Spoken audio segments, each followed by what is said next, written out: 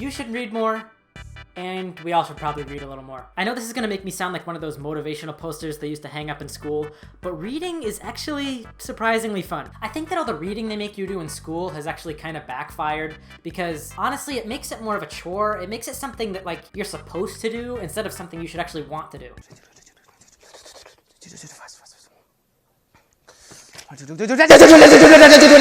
The first book that I actually read when I was getting into reading was this. It was The Subtle Art of Not Giving a Fuck by Mark Manson, and I actually made a video on this like 2 years ago now, so I'm just gonna let old me take over. One thing in here says, ever notice that sometimes when you care less about something, you do better at it?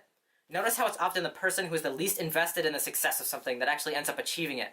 Notice how sometimes when you stop giving up, everything seems to fall into place? What's with that?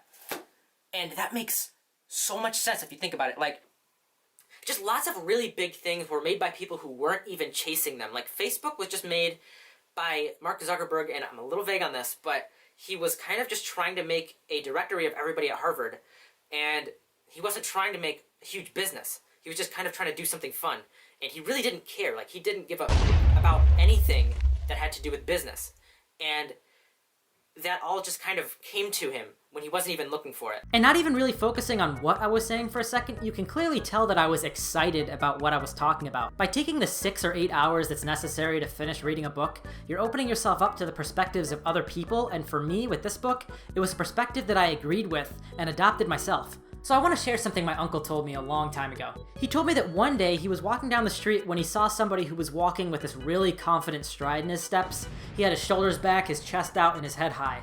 So after seeing this guy, he thought, you know what, I'm gonna start walking like that too. And he sort of adopted this confident walk from some complete stranger. My point here is that throughout life, you're kind of like a snowball. You just pick up on things around you, and you hang on to whatever ideas stick to your core, and reading is the most efficient way to do that.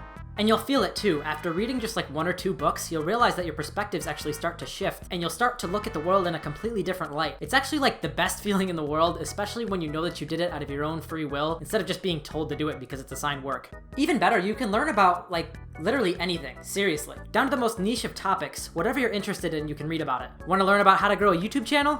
There's a book about that. Want to learn about how to set good habits? There's a book about that too. Want to learn about... Oh God. I'm the Glob Glow Gapkiller. I love books. I think most people will agree that fiction books are usually more fun to read, mostly because you can essentially put your mind inside someone else's head, and if the book is written well, sort of see what they see, hear what they hear, and do whatever it is that they're doing in the novel.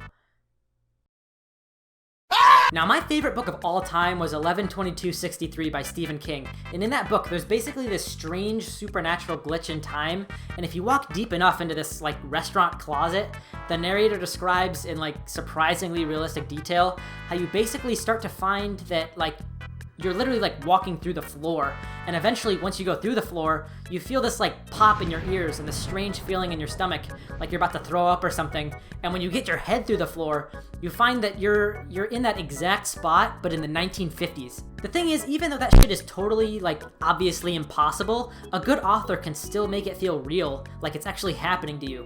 And so in like a weird way, you can actually have the experience and the memory of what it's like to actually time travel for like $15. You can be a wizard in a school of other wizards. You can be a fucking animal living on a farm ran by an animal dictatorship. You can live in an almost overwhelming different amount of dystopian worlds. You can even experience what it's like to be blind. How fucking wild is that? Memoirs are really cool too because you can put your mind inside the head of a real person and sort of crawl around in there and see how they think and what memories they have. It's actually like a really underrated experience. So here's the thing, I don't want to get like all philosophical or whatever, but there's only so much that we can really like experience ourselves. Like most of us aren't going to experience what it's like to be president of the United States or what it's like to be a movie star, but through the power of books, you can surprisingly get detailed accounts of what it was like for the people who did go through those things. It's pretty much like a memory transfer from like one brain to another. A rather peculiar feeling came over the rainbow fish.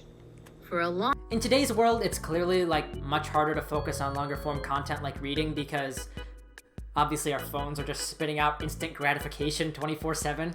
Now, I'm not sponsored by that audiobook service, but hey, listening to a book instead of actually reading it is a really easy way to get into the hobby.